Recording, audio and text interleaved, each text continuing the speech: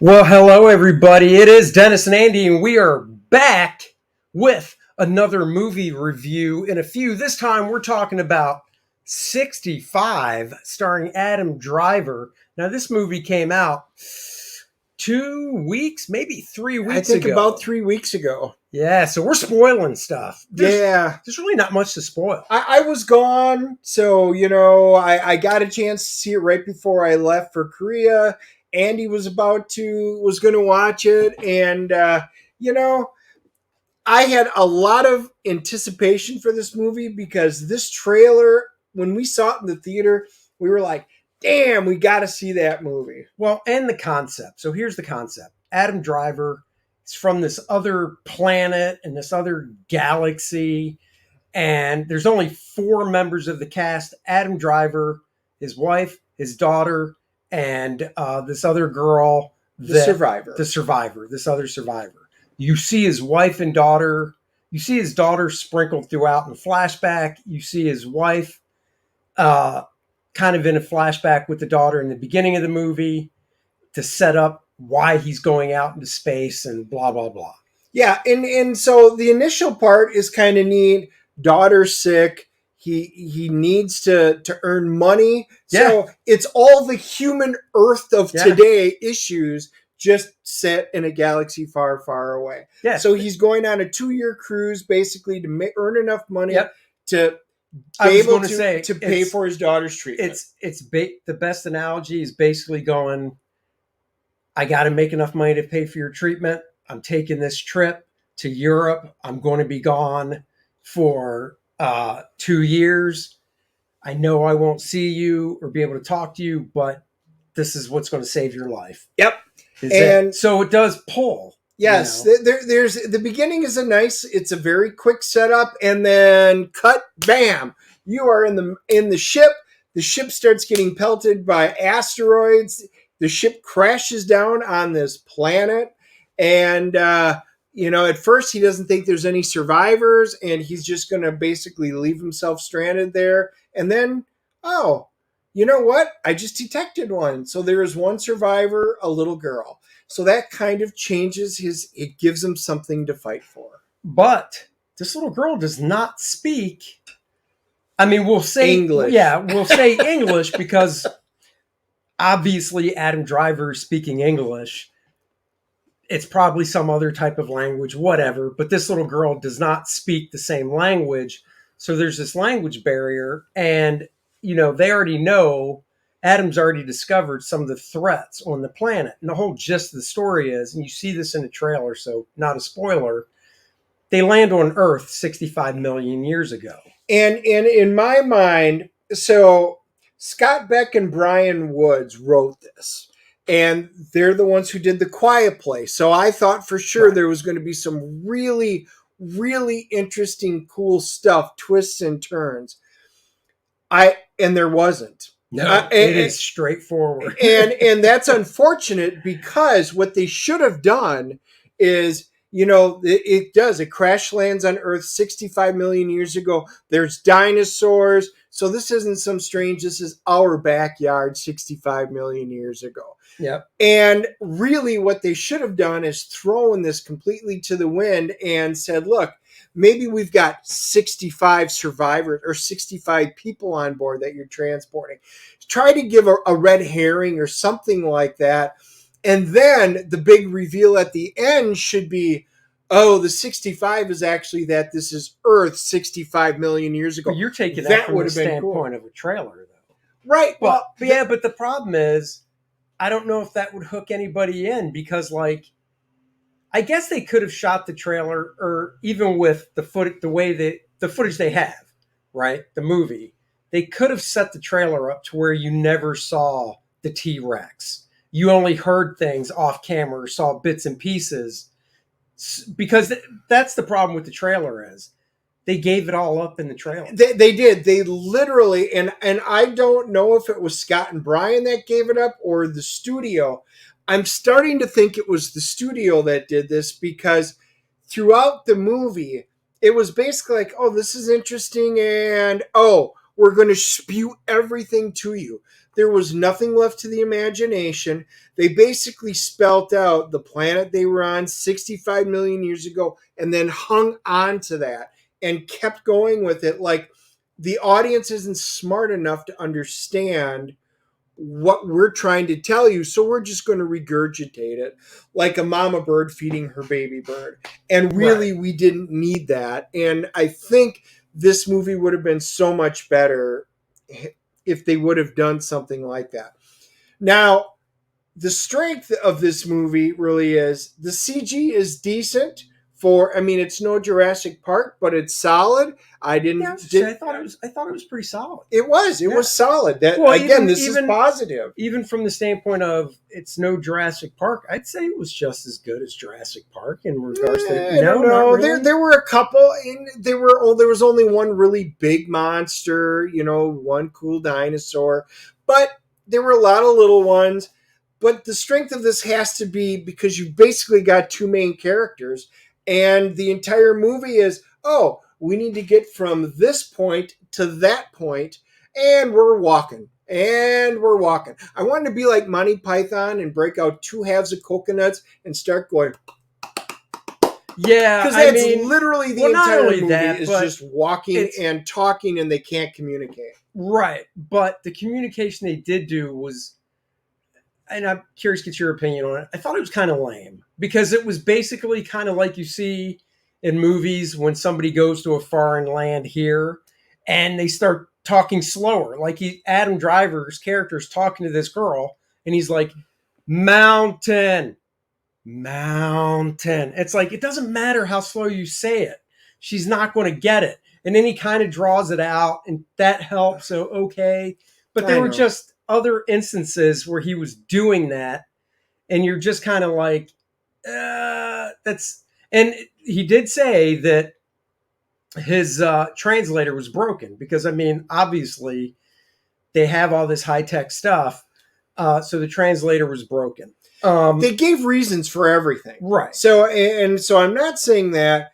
I thought Adam Driver's acting was really good, and I think he was the stand up in this movie, but the dialogue, the script itself wasn't strong. And the girl, the survivor, is played by Ariana Greenblatt, and I liked her, and it was interesting. Because I was looking at her and I was like, I know her from something, and I sat there and I just kept looking and looking and looking at her, and I'm like, for the life of me through the movie, I couldn't figure it out. And then towards the end, she gives this one look at the corner of her eye, and I was like, oh my God, that's young Gamora. And it clicked with me. I'm like, oh my God, that's who it is. Yeah. I was like, okay, that's cool. I do recognize her for it. Her character was all right. I think she played her fine. They just didn't give her enough to do and enough interacting of what the story was just too basic. We're going from point A to point B. We're walking, and there's a few dinosaurs in our way. So you know, point B, the whole ship didn't get destroyed. There's an escape pod that he was able to track with some of the stuff, obviously, that wasn't broken. And that's what they have to get to, is this escape pod. And then at one point they look up in the sky and they see, these, it almost looks like shooting stars and stuff. And he has this device that he can aim at stuff. And for instance, he aims it at the ship, the escape pod, way off in the distance, and it talks to him and says how far away it is and analyzes stuff. So he does that at the lights in the sky, and it's like, oh, look, it's a meteorite asteroid it's an Earth killer. It's a planet killer. So now we know it's the meteorite that is going to take out the dinosaurs. And the thing even says, How long before it hits? 12 hours. So now we know they've got 12 hours to get And there. it's like you flipped the little timer and it started the countdown, and you're like, okay. There were a few little things like, okay, you're literally in the peninsula where the asteroid's going to crash Right. and wipe out all of the Right. life on Earth and stuff like What that. are the chances? Oh, it's just a great chance. But, give it what it's take. Like I said, it's the acting was fine. The special effects were fine. I enjoyed that.